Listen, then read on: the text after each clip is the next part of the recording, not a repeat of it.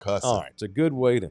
It's a good. I I'm know glad you were I'm cussing. glad our guest is here, so I don't Go turn nuclear. this into the entire show. I don't want to do that because we got a really cool dude on. I've been looking forward to talking to the great Jeff Pearlman, multi New York Times best-selling author, who has written, I think, and maybe we'll start here with him as soon as we get him up on the screen.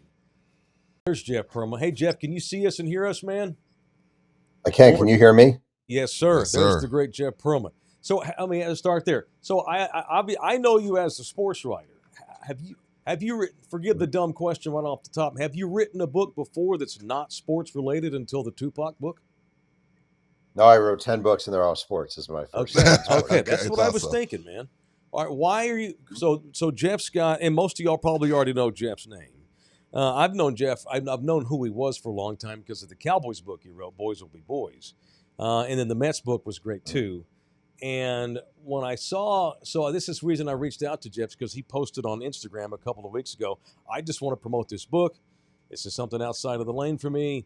I'll go on any podcast anywhere. So I challenged to see if Jeff was full of shit, and here he is on with us. So thumbs up for joining us. First of all, Even the show. it's 8:30 in the morning in California. Thanks for doing this, man. You're a man of your word. You know, I was really, really desperate, and I thought, "What's the worst show on to wrote this book?" And then here I am. You know, I just said, Well, you're welcome. Here we are. It can only go up from here. So Jeff's written a book called "Only God Can Judge Me: I love The it. Many Lives of Tupac Shakur." I've got 100 questions. I don't want to keep the guy more than 15, 20 minutes, Rudy. Where do you want to start with this? Yeah, why Tupac? All right. All right. Well, I'll give you the synopsis. Is years and years ago, Garth Brooks. So I'm actually not a country music fan, but he released an album, and it was a rock album, Okay. and he went by the name Chris Gaines. Yeah. And Yeah. it bombed famously, but I actually really love that album. And what I love more is that Garth Brooks tried doing a rock album. Like I thought it was cool for him to try something totally different and outside his comfort zone. I've been a hip hop fan for a long, long time. I've been fascinated by Tupac for a long, long, long time. And I just never saw the book that I wanted to read about Tupac. And I just Mm. thought, I'm going to take everything I've learned in sports journalism, and especially at sports when I was at Sports Illustrated, about digging and probing and calling everyone and really getting into a subject and apply it to a person I was fascinated by and try to write the book that I wanted to read. Interesting. What is it? It's funny that we're having you on today because I went to ACL Festival yesterday, Jeff. It's a big music festival. And, they'll have a bunch of rock acts and they'll throw in the hip hop act. And what do you feel like it is about hip hop that is so inviting to everyone? It's like, I feel like hip hop has done more to bring us together than anything. And I mean, when I say anything, I mean anything.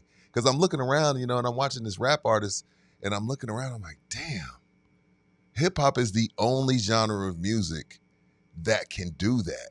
What is it about hip hop that makes it feel so inviting to everyone? Well, I can tell you for me, because there's obviously a thing that hangs over this book, which is I'm a white sports writer writing a Tupac book. And why would a white sports writer write a Tupac book when Tupac is such an important, not just a musical figure, but I think like a cultural figure, and in Yeah. particular, Black audiences trying to reach Tupac's message was really of Black empowerment, so much of it. And for me personally, and this is not an exaggeration, I grew up in a very white, very small, very rural town in upstate New York. You learn in history class, they might have the one day when you learn about the civil rights movement, and they'll do the Martin Luther King had a dream, and his dream is for all of you to live that dream, and then they'll tell you 2 seconds about Marcus Garvey and maybe 2 seconds about Malcolm X, and then they move on because it's just a lazy approach to teaching Black history in America. And I think for a lot of white kids in particular, Public Enemy, for me, kid Yes. graduated high school in 1990, Black Steel in the Hour of Chaos, 911 is a Joke, Fight the Power, 8 million different songs. That was in a lot of ways the best education I got about what it was like to be Black in America. And then you start throwing in different acts. I don't know, Poor Righteous Teachers and Tribe Called Quest and a million different acts where you're learning things. And all of a sudden, you're not only exposed to the history lessons, but you're exposed to the music. You're like, damn, this is really, really good music. So I just think not only is hip hop the most educational form of music we have, but it's very inclusive and embracive. Like you'll never hear when NWA was in their F the Police prime, it wasn't like they were like, we don't want white audiences listening to us. It was more of, we actually want you listening to us so you can learn what we're going through. So I just think hip hop is very unique in that regard. Jeff, you are a white sports writer, and so That's what I'm wondering, and you probably interviewed probably hundreds of people for this book, I'm assuming. I interviewed 650 people for the book. Jesus. 650. Okay, so that leads to the question: did you have difficulty? I'm assuming the answer is yes at times. Being able to go into people's living rooms that knew Tupac or knew something about him. How hard was it to get to the 650 people as the white sports writer?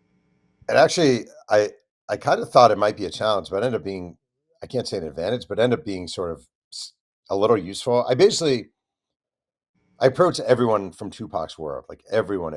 And the two things I had going for me, number one, I wrote a book about the 80s Lakers that became the TV show Winning Time.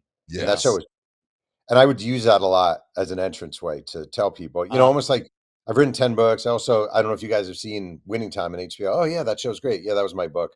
Like that helped a lot. You use what you Yeah. can. Got to. And then the other thing I did a lot, like Tupac spent his senior of high school in Marin City, California. Yes. And that's really where he learned a lot about, obviously, that was where the West Coast hip hop influence began. And he was, the impact of artists like Ant Banks and Too Short and Digital Underground. And I spent a lot of time in Marin City. And honest to God, the thing I said to people that is true is I'd say, look, I am a white guy. I'm a white sports writer. I'm working on this book. I'm a little bit of a fish out of water, but you'll never meet anyone who's more interested in your journey than me. Like you'll never meet anyone. I'm a 180. Like I sat in Marin City with some of the old crack dealers when Tupac was there. People who are giving Tupac money to support him and also selling crack to his mother. And I wow. say, my life is a 180 from yours. I knew I was going to college. My dad was an accountant. Like I went to a safe public school. It's a 180, but you'll never meet anyone who's more interested in your story and your saga than me. And I think people kind of generally, no matter what the circumstance, if you're interested in hearing their story, people like talking about themselves. And I was really interested. Also, I would imagine, Jeff, that all of those people told you something else about him. Like, Mhm. because one day Tupac might be F the world, F you, thug life. The next day he may be a freedom rider. The next day he might be down with the civil rights movement. There was so many layers to Tupac, but it was all real. Mhm. Like Monday he may be this, by Friday he may be someone else. Did you find that in your interviewing people about Tupac that to everybody else to everyone he was something different? Yeah, that's actually really well said. He was a master of like he was a student at the Baltimore School for the Arts, and this is his Right. first universe. He went there. He went to Dunbar High School his freshman year, where just interestingly, he sat in science class next to Sam Cassell, a Wow. longtime NBA player. So Tupac and Sam Cassell were classmates in Dunbar. I talked to Sam. It was actually really funny. Then Cool. sophomore, junior year, he's at Baltimore School for the Arts, and all of a sudden he's thrown into this world of very artsy students, a lot of wealthy white kids, a lot of black middle class, lower class, and upper class black kids. And he's thrown into this ocean, and he really learned. And it wasn't BS. That's the thing about him. But like, if he was talking to an older white woman teacher, he would be he could read her and be on that level. If he was talking to another young black kid from the east side of Baltimore, he could be on that level. He was very good at sort of adapting to his surroundings.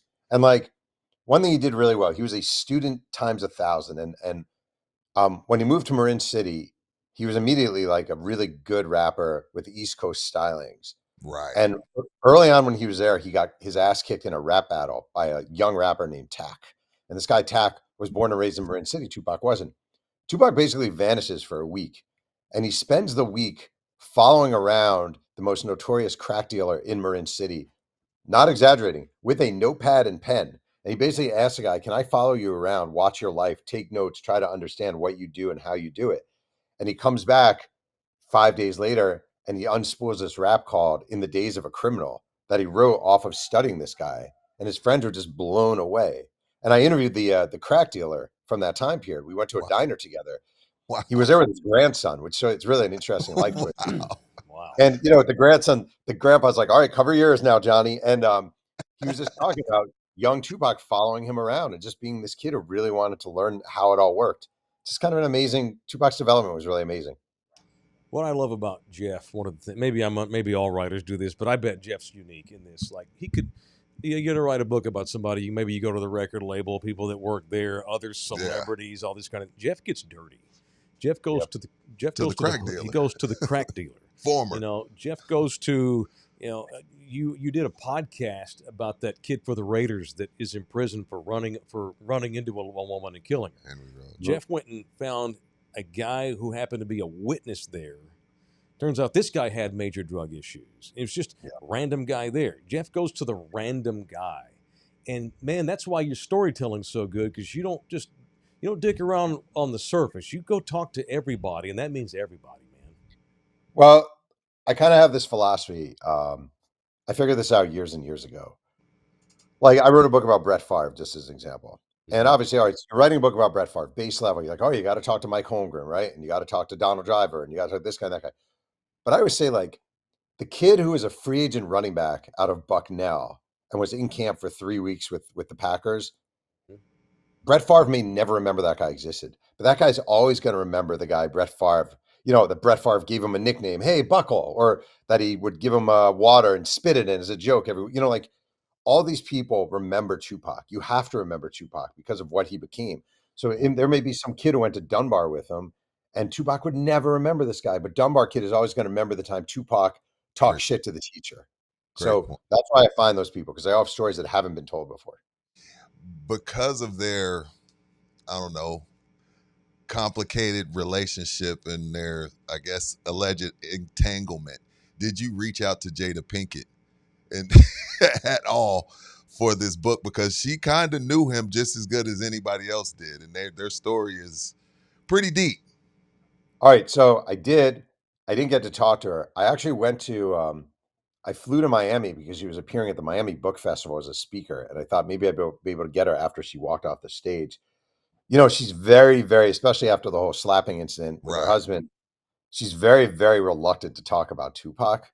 Mm, Um, they went to the Baltimore School for the Arts. I talked to a ton of people about their life. right. Jada Pinkett, not that liked at the Baltimore School for the Arts. In fact, I interviewed an actress, like a pretty big time actress, who appeared in a movie with Tupac, and she said to me just recently, she's like, "I forgot to ask, did you talk to Jada?"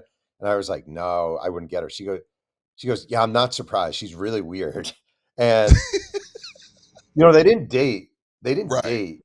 We're good Um, friends. yeah, and a lot of people in Baltimore are like, Jada kind of exaggerates that relationship a little bit. Like they were definitely friends and they were close, but Jada was difficult and Tupac was easy. Like Tupac, everyone you can't find someone in Baltimore School for the Arts who didn't love Tupac.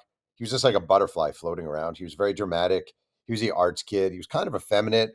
He had a high top fade with a peroxide strip. He spray painted his own clothing. His nails were painted. He'd show up to school every day drinking out of a baby bottle, sucking water out of the nipple of a baby bottle. He was just like this artsy, free spirit kid. And Jada was a very serious, I'm going to be the greatest actress of all time sort of person at that point. What, without giving the book away, because we want people to get the book, and you'll let us know where to. Hmm? What is one of the more interesting things you learned about Tupac, even though you were a student of the game? What was one of the more interesting things you learned about Tupac throughout, writing this book? I mean, I learned a ton. I mean, the craziest reporting moment I've had in my life. Do you guys know? It's okay if you don't. The song "Brenda's Got a Baby." I love that Absolutely. story about Brenda's Got a Baby. Go ahead, tell that. So basically, "Brenda's Got a Baby" is Tupac's first big song. It wasn't a huge hit, but it was the first thing that put him. And Tupac was filming the movie Juice, and he's reading the New York Daily News, and there's an article one day, "Cries in the Dark," about a 12-year-old girl in Brooklyn in the public housing who was raped by a cousin. No one knew she was pregnant. Delivered the baby on the bathroom floor. Threw the baby down the trash chute to get rid of it. It's incineration day. Before the incinerator goes off, a guy working the building hears a baby crying. Tupac reads this article, goes into his trailer, writes the words to "Brenda's Got a Baby." It inspires the song. I thought it'd be cool to find the baby in real life. I work with a genealogist named Michelle Sully who can find anyone at any time. She sent me a phone number. She's like, I think this is him.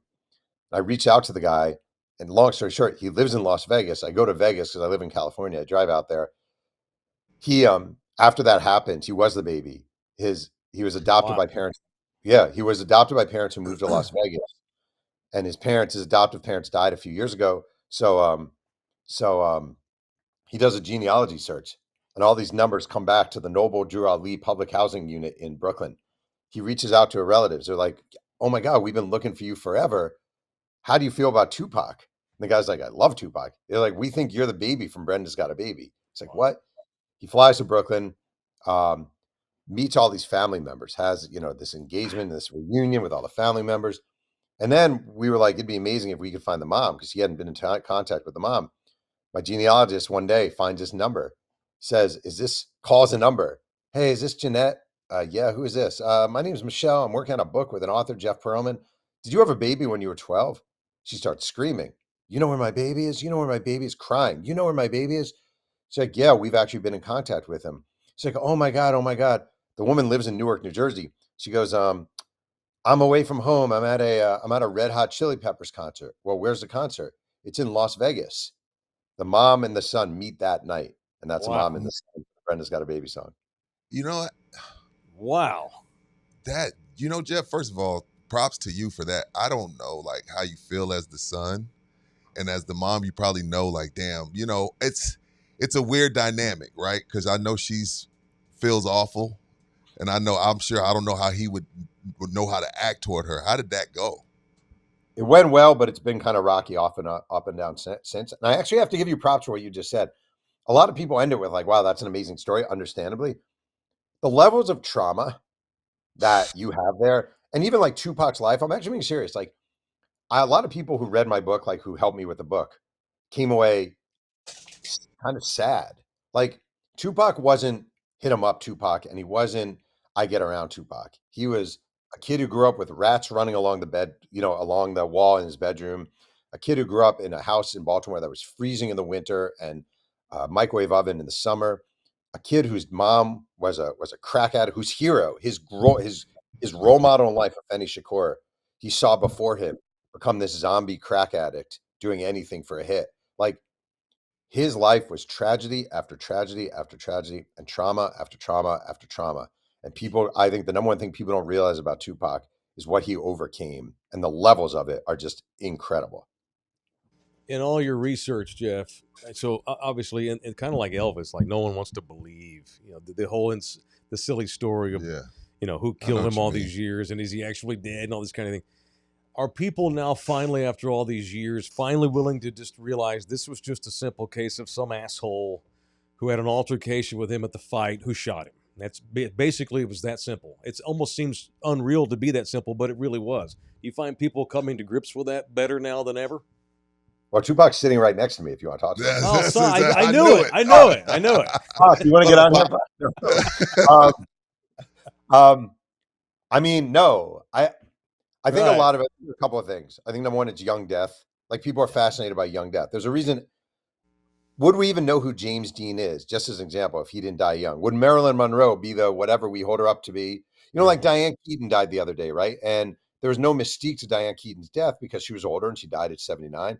And if Yeah. James Dean died at 80 years old or Marilyn Monroe died at 80 years old, we would have seen Right. them. The same with Tupac. So I think people want this thing. And also, there was the whole death row mystique, the gang involvement mystique, which was real. But at the end of the day, Tupac punched a guy in a casino. He was a gangbanger. He was a member of the Compton Crips. Tupac and Death Row were affiliated with the Bloods. The guy who he punched wound up being humiliated because you can't get beat up by a rapper. Like, I Hmm. interviewed his friends, Orlando Anderson's friends, a guy who was hit.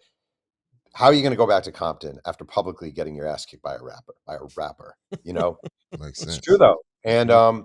later on that night, Orlando Anderson, his cousin Keefe D, are driving around. Hmm. There's Tupac hanging out of Suge's car, hollering at women. Yo, there's Pac right there. So the same guy he spotted in the casino is the same guy who shot him. So for that to be some setup where like Puffy arranged Orlando Anderson to be right there at that exact time and then drive back later and find him, it'd be one of the great mastermind, weird, improbable, impossible setups of all time. But people don't Wow. like the simple truth. People don't like the simple Right. truth sometimes. All right. I mentioned Jeff wrote the Cowboys book years ago. Mhm. And again, same research, talking to multiple layers of different people in a great book. All right. So I wanted to ask you about the docuseries before we let Yep. you go. Mhm. I anticipated it to be a big Jerry jerk off, And for the Yep. most part, it kind of was that. It was entertaining. What did you think about the Cowboys docuseries? First of all, if I were starting a fantasy football team right now, I would name it in your honor, Big Jerry Jerkoff. I just think that's a good. Thank you. That's what I thought it was going to be. It yeah, that kind was of well done. was. Kind of was. Yeah, that was good. This is going to sound whiny, I admit. I wrote this book about the '90s Cowboys. Right. There's no way they didn't use that book in the docuseries. There's no way. way. Like the whole Michael Irvin stabbing the scissors thing, the details and the amount of time I put into that. So I definitely found it a little lacking in professionalism. And again, this isn't about me. I swear to God, like I've been doing this for a long time. I don't need more. I don't need personal. Like I don't do this for fame or whatever. But I'm tired of journalists being robbed of material across the board. It's happening more and more. I hate it so much. I thought the docuseries was okay. Like it was a Big Jerry Jerkoff. It kind of obscured the fact that I don't think he's a very good owner. Like I don't think he's a very good owner. I think he had an amazing first coach who was great at personnel. I think the Herschel Walker trade was entirely Jimmy's doing and masterminding. The Steve Walsh trade they didn't even mention was also Jimmy's doing. And I thought it was like an ode to Jerry Jones. And I just think like, look at the Cowboys. It's going to be 29 years without a Super Bowl. 29 years for the Dallas Cowboys. That's crazy. So it was fine. It was entertaining, but I can't say I loved it. Where can they get your new book, the new Tupac book, Jeff? Yeah, so it's called Only God Can Judge Me: The Many Lives of Tupac Shakur. It comes out on October 21st. Okay. You can pre-order it everywhere, wherever you buy books. You can wherever you buy books. Yeah. Thanks for having me. I really appreciate it. Look, man, you're a young man still, relatively speaking. I'm sure you got more books to come, but I think this book's really, when it gets out and gets going and gets cooking, the more you need to get on more popular podcasts than ours. But once it gets out, dude, it's going to blow up. I can't wait to read it. I think it's going to be really badass. Congrats on this. It's a little bit out of your element, but obviously, just talking to you, I know that you are as big a Tupac fan as you say, and I can't wait. Let me ask you a question. Can I ask you guys a question? Yeah. Sure. If I call my next book Big Jerry Jerkoff, do I have to pay you guys royalties, or can I just take that? Well, you just said we're all getting stolen from, so no, you go for it. If you write that, that'll be my claim to fame. I don't need just money. Come back on the show. That's all we ask. Come back and talk about it, and I'll brag about it to my buddies. You have a deal. We have a deal. All right, Jim. Thanks, man. Thank you, man. Awesome stuff.